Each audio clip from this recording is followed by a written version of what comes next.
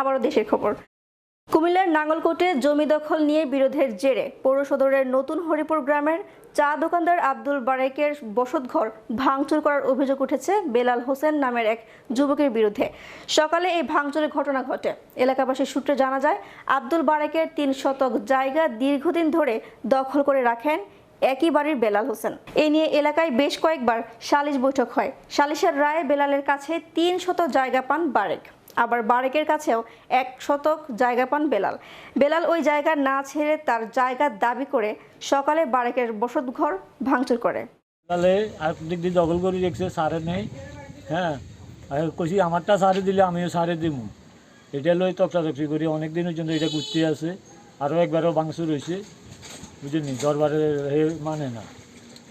ইয়ার ফলে দিয়ে আজকে আইসে আমরা কেউ নাই বাড়ির, খালি আমার ওয়াইফ আছে, হে আজকে সব চলাই গেছে। জায়গা ফানা আসছিল এখান দিয়ে, তো এর মধ্যে মনে করেন আমার রাজ্য কর্মচারী জায়গা দিতে মিলে ওই আমরা সেইখানের যে হানা আছে বুঝলি। তো এর মধ্যে মনে করেন অনেক হাতে 8টা বাজে আসছে, আমি খারে উড়ানের কথা কইয়ে এবার ফাঁকা নেই হালা দিছে, হেনটা কলের দুয়ার হালা দিছে, ইন্দা মনে করেন বেড়া করা চলে হালাইছে।